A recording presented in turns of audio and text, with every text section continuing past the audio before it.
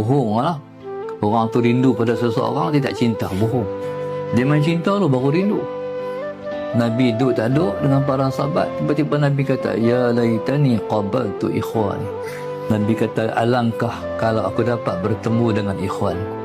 Para sahabat tanya, alasna ikhwanaka ya Rasulullah? Bukankah kami ni ikhwan engkau wahai Rasulullah? Nabi kata, bal antum ashabi. Kamu tu sahabatku. Man ikhwanuka ya Rasulullah? Siapa ikhwan engkau wahai Rasulullah? Nabi kata, hum ya'tuna min ba'di. Dia mai lepas aku. Fa yu'minu nabi, mereka beriman denganku. Wa yansurunani, mereka menolong perjuanganku. Nabi tu sebelum 40 tahun dulu.